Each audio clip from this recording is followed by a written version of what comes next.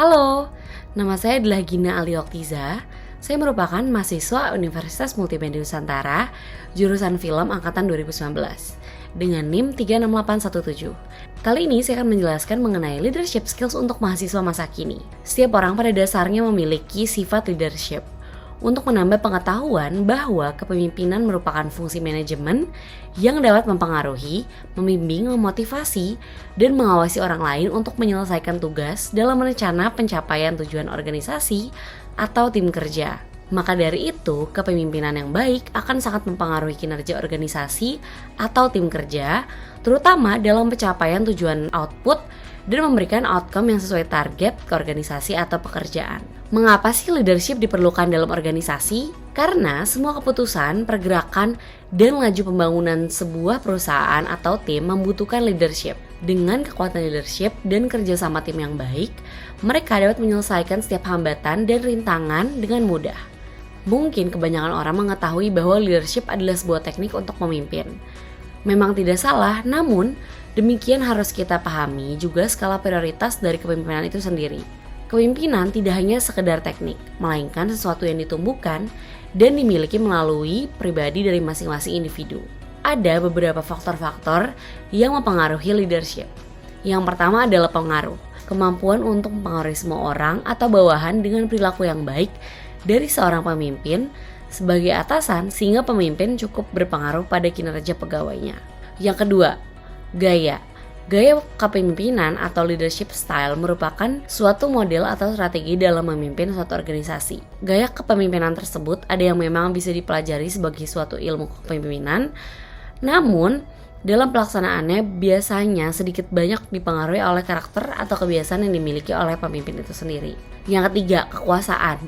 Jadi pada dasarnya yang dimaksud dengan kekuasaan atau power adalah kemampuan mempengaruhi orang lain untuk bersedia melakukan sesuatu yang diinginkannya karena adanya kewenangan yang dimiliki seseorang tersebut. Yang keempat, integritas. Dalam integritas harus terkandung makna konsistensi antara tindakan dan nilai sehingga integritas dari setiap pemimpin menjadi hal yang mutlak sebagai landasan yang profesional dalam melaksanakan tugas. Yang kelima, perubahan. Dalam kepemimpinan sangat penting untuk melakukan perubahan pada saat yang tepat karena kondisi yang dihadapi selalu berubah setiap waktu. Yang keenam, pemecahan masalah.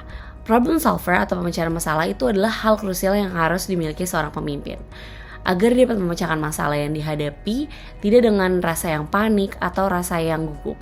Yang ketujuh, hubungan antar manusia. Pemimpin yang efektif memiliki kemampuan untuk berkomunikasi yang baik, bagaimana memotivasi teamwork, menangani dan mendelegasi tanggung jawab, mendengarkan umpan balik atau feedback, dan memiliki fleksibilitas untuk memecahkan masalah di tempat kerja yang selalu berubah. Jadi seorang pemimpin harus memiliki gaya komunikasi, kepemimpinan yang tepat agar bisa membawa organisasinya mencapai tujuan.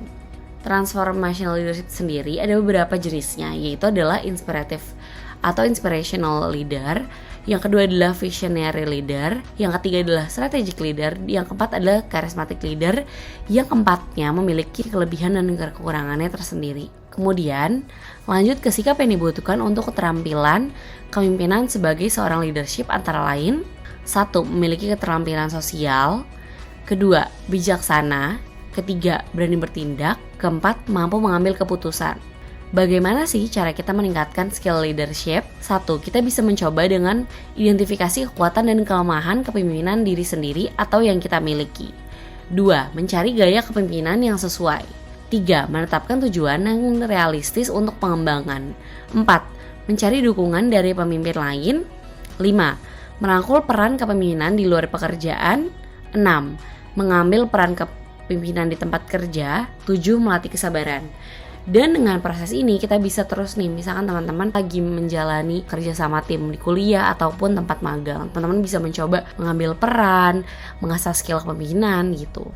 Jika di suatu posisi jumlah pegawai atau jumlah tim semakin banyak, maka kualitas leadership yang dibutuhkan bagi seorang pemimpin itu harus makin tinggi. Jadi selain dituntut untuk meningkatkan leadership, kualitas leadership juga perlu sekali ditingkatkan yang bisa menjadikan kita lebih bijak dalam mengambil keputusan dan juga membina hubungan dengan rekan kerja kita. Sehingga dimanapun kamu berada di lingkungan sekolah, di lingkungan kampus ataupun lingkungan pekerjaan, teman-teman bisa mulai mengasah skill dengan berani mencoba, berani mengajukan diri, dan juga berdasarkan yang telah saya sebutkan tadi, mengidentifikasi jenis leadership yang kamu miliki, dan mencoba berbagai macam latihan untuk lebih mengidentifikasi kelebihan serta kekurangan yang kita miliki. Sekian video dari saya, semoga bermanfaat bagi teman-teman. Terima kasih dan sampai jumpa lain waktu.